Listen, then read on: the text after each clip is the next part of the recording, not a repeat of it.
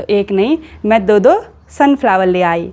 और हमको यहाँ से जाना है डोईवाला की तरफ। यहाँ देहरादून शहर में सिर्फ वाला है। मैंने आलोक को बोला था, मैंने कहा तेरे प्लॉट दिखते हैं। अच्छा हाँ, गाड़ी मैंने कहा बाद में ले ले, पहले इन्वेस्ट कर लेते हैं कहीं प्लॉटिंग में। जो भी नई गाड़ी दिखे हस्बैंड जी तुरंत ड्राइविंग सीट पर। डोईवाला के अंदर ही अभी हम दूसरे प्लॉटिंग एरिया में आ गए हैं। वीडियो कॉल पे दिखा रहे आलोक को प्लॉट। आलोक क्या दिलून, अब गाड़ी दिलून के प्लॉट दिलून? प्लॉट ठीक रहेगा नहीं? अच्छा जो तुम दिलाओ बोल। आप सभी को मेरा प्यार भरा नमस्ते। मैं प्रियंका तिवारी आप सभी का स्वागत करती हूँ देवभूमि उत्तराखंड के खूबसूरत देहरादून शहर से। आज मैं अपने ब्लॉग की शुरुआत शाम के लगभग 3:30 बजे से कर रही हूँ। आज सुबह से देहरादून शहर का मौसम बहुत ही सुहावना सा है। चारों तरफ अच्छी सी तेज़ धूप खिली हुई है और इसी के साथ हमारी सोसाइटी के नज़ारे कुछ इस तरह के देखने को मिल रहे हैं। कल मैं अपने पूरे परिवार के साथ बसंत उत्सव मेले में घूमने के लिए गई थी और वहाँ से मैंने थोड़ा बहुत कुछ चीज़ों की ख़रीदारी की थी। कल के व्लॉग में मैंने आपको नहीं दिखाया, तो आज आपको दिखाते हैं कि मैंने मेले से क्या क्या चीज़ें खरीदी हैं। सबसे पहले है ये भंगजीरा। इसको हमारी गढ़वाली भाषा में भंगजीरा बोलते हैं। इसकी चटनी बहुत ही टेस्टी होती है। घर में ख़त्म हो गया था इसलिए ख़रीद लिया। उसके बाद है ये फॉक्सटेल मिलेट, जिसको हमारी गढ़वाली भाषा में कूणी बोलते हैं। अब तो पहाड़ों में भी कूणी की खेती उतनी ज़्यादा नहीं हो रही है, लेकिन मुझे बचपन की याद है मेरे दादाजी रोज़ अपने खाने में कूणी को ज़रूर शामिल करते थे, मतलब चावल की तरह पकाते हैं। फिर है ये काले भट्ट, जो हमारे पहाड़ों में बहुत ज़्यादा उगाए जाते हैं। काले भट्ट से हम चौंसा बनाते हैं, चुड़कानी बनाते हैं और भटवानी भी बनाते हैं। मतलब एक ही दाल से 3-4 अलग अलग चीज़ें बनती हैं। घर पर नहीं थे तो मैंने सोचा कि थोड़ा यहाँ से ख़रीद लेते हैं, क्योंकि ये ऑर्गेनिक हैं और जो दीदी जी इनको बेच रहे थे वो हमारे इधर ही साइड के थे, तो इसलिए मैंने ख़रीद लिया। उसके बाद है ये फरण, ये तड़का है और ये जंगलों में भी होता है, लोग अपने किचन गार्डन में भी उगाते हैं। खुशबू इसकी बहुत गजब की आती है, तो ये भी ख़रीदा। इसकी महक ना अभी मेरे हाथों पर भी आ गई। उसके बाद है ये बुरांस का जूस है और यहाँ पे देखिए गौरी स्वयं सहायता समूह थलीसैंण पौड़ी गढ़वाल।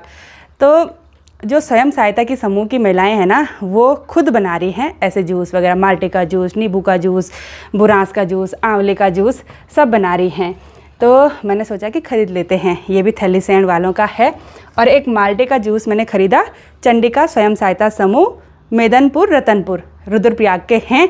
तो मैंने सोचा क्यों ना इनको भी प्रमोट किया जाए। ये देखिए बहुत बढ़िया, पहाड़ की महिलाएं अपने घर गृहस्थी के कामों के साथ साथ अपना रोज़गार भी कर रही हैं, तो उससे बढ़िया बात क्या हो सकती है। फिर मैं दिखाती हूँ बहुत ही स्पेशल चीज़। इन पर तो मेरा दिल आ गया। मैं मेला घूमने से पहले सोच रही थी कि मैंने एक क्रोशिया का आइटम ज़रूर से लेना है, तो एक नहीं मैं दो सनफ्लावर ले आई। बहुत ही बढ़िया लग रहे हैं, बहुत गजब के।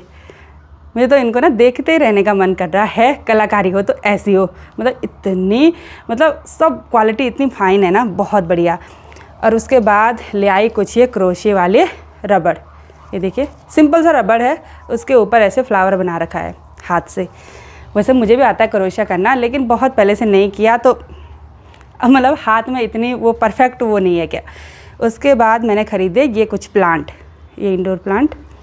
ये चारों एक जैसे हैं लेकिन थोड़ा सा आकार अलग अलग है, तो अभी मैं इनको दूसरे पॉट में नहीं लगाऊंगी, 5-7 दिन तक इस क्लाइमेट में ढलने दूंगी।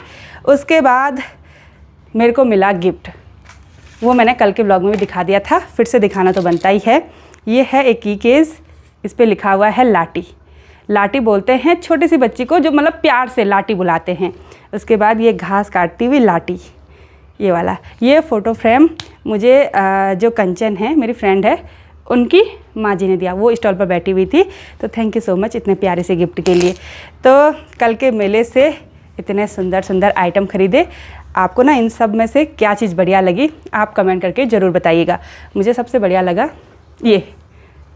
अभी शाम के टाइम पर मेरी और हस्बैंड जी की तैयारी हो गई है कहीं बाहर जाने की। हस्बैंड जी जा रहे हैं अपने फ्रेंड को मिलने के लिए किसी काम से, और मैंने सोचा कि मैं भी इनके साथ चलती हूँ कुछ ज़रूरी काम करने के लिए। इनका ज़रूरी काम हो सकता है तो मेरा क्यों नहीं हो सकता है। हाँ, आलोक ने बोला था कुछ। हाँ, फिर बाद में बताएंगे। मैं आलोक का काम करूँगी, आप अपना काम कर लेना, है ना, अगर हो जाएगा तो।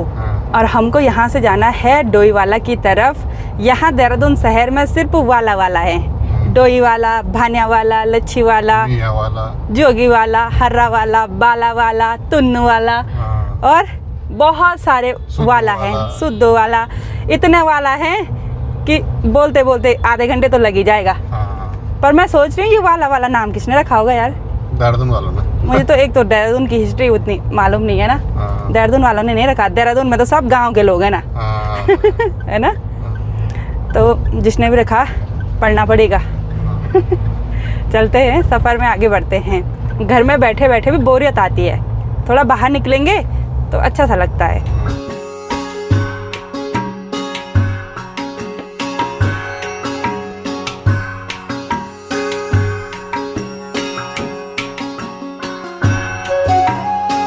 आज हम लच्छीवाला फ्लाईओवर की तरफ नहीं जा रहे हैं, बल्कि हम उससे पहले लेफ्ट वाली रोड पर जा रहे हैं, क्योंकि हमने नीचे डोईवाला की तरफ जाना है। पहले तो हम इस वाले रूट से ही होते हुए आते थे। यहाँ पर अंडरपास है, ऊपर ट्रेन चलती है और इधर पहले ना बहुत ज़्यादा जाम देखने को मिलता था, लेकिन जब से फ्लाईओवर बना यहाँ का जाम ख़त्म, बिल्कुल शांत सा माहौल हो गया है। और यहाँ सामने पर लच्छीवाला नेचर पार्क का एंट्री गेट। ये मुझे पूछ रहे हैं किस रास्ते से जाना है, बोला दो है ना, आपको पता होगा ना। नीचे वाले से, ये नीचे, ये सीधे आगे जाता है ना। अच्छा, इधर ही से चलते हैं। यहाँ हम एक बार एक मंदिर में भी आए थे दर्शन करने के लिए। नीचे ना।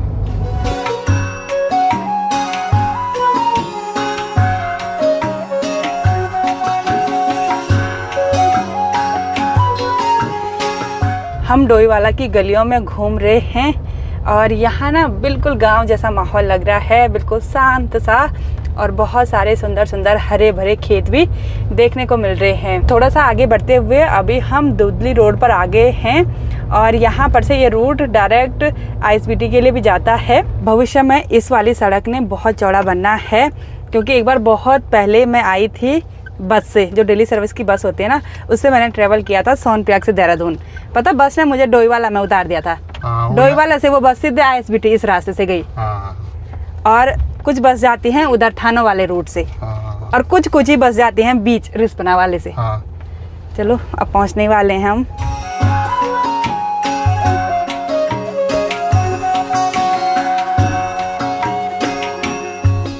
और यहाँ पर हो रही है होलिका दहन की तैयारी।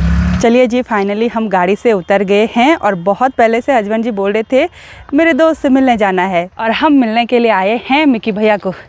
मैं इनको नहीं जानती थी कि आपने बोला कि दोस्त से मिलने जाना है।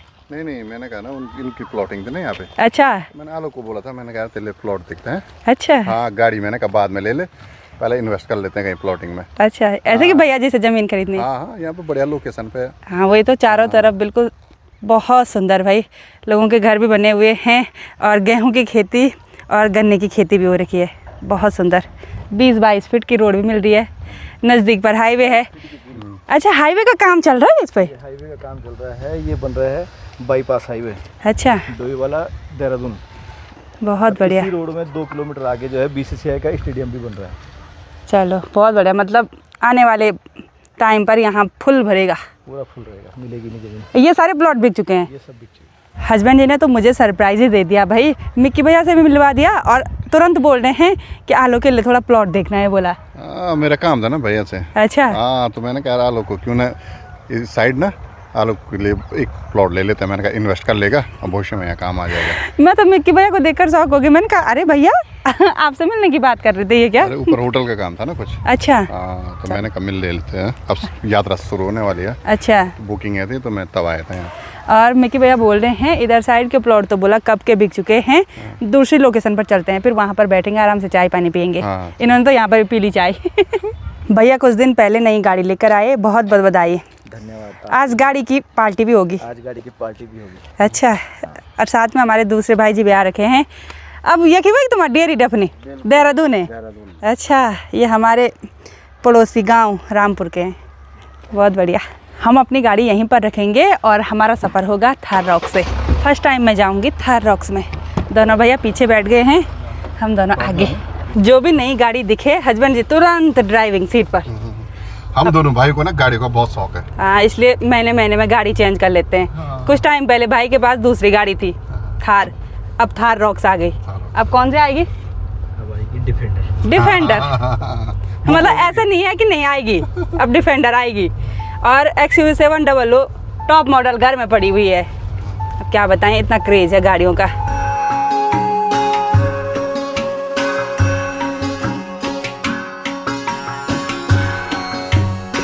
डोईवाला के अंदर ही अभी हम दूसरे प्लॉटिंग एरिया में आ गए हैं और यहाँ पर भाईजी ने हाल में ही प्लॉटिंग की है।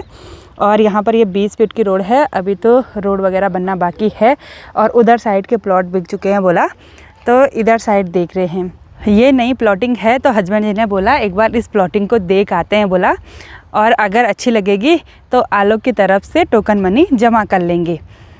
वैसे भी रजिस्ट्री वगैरह करने के लिए तो टाइम मिलता है, पूरे रुपये जमा करने के लिए भी टाइम मिलता है। 6 महीने, साल भर, अगर अपने पहचान के हैं, रिश्तेदार हैं, तो 6 महीने से ज़्यादा टाइम दे देते हैं।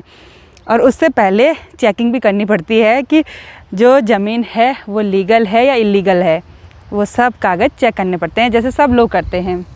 अभी तो देख रहे हैं बिल्कुल ठंडी ठंडी हवा अभी शाम के टाइम पर महसूस हो रही है। एरिया तो बड़ा बढ़िया लगा है मुझे, बहुत सुंदर। फ्यूचर में तो इधर साइड बहुत घर बनने वाले हैं, क्योंकि शहर तो भर जाएंगे, जो मेन एरिया है इधर साइड मस्त।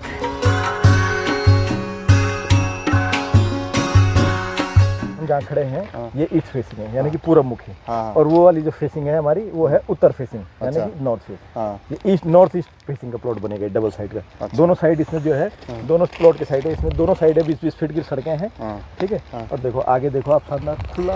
और यहाँ पर आलोक को वीडियो कॉल कर लिया है, वीडियो कॉल पे दिखा रहे आलोक को प्लॉट। आलोक क्या दिलून, अब गाड़ी दिलून के प्लॉट दिलून? प्लॉट ठीक रहेगा नहीं? अच्छा, जो तुम दिलाओ बोल। प्लॉट ही ठीक है भाई। यहाँ वाला प्लॉट पसंद आ रहा है, ये वाला बहुत बढ़िया है। इधर साइड भी खुला है, यहाँ भी रोड है और इधर साइड भी है। और नॉर्थ ईस्ट का ये प्लॉट है, बढ़िया शानदार। यहाँ पर सभी के साथ खूब सारी गपशप हो गई। वैसे तो यहाँ पर बहुत सारे प्लॉट हैं, लेकिन जगह के हिसाब से, साइज़ के हिसाब से कम ज़्यादा रेट है। तो अब देखते हैं क्या होता है।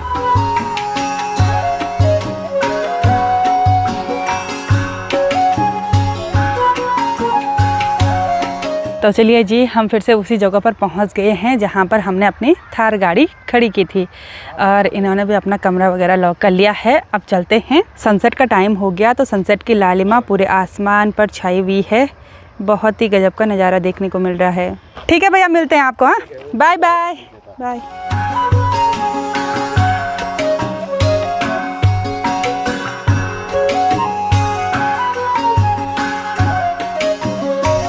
सारी जगह से घूम फिर कर वापस हम घर पर आ गए और अभी बाहर अंधेरा नहीं हुआ, तो अब हम चलते हैं सासू जी के साथ पार्क में टहलने के लिए।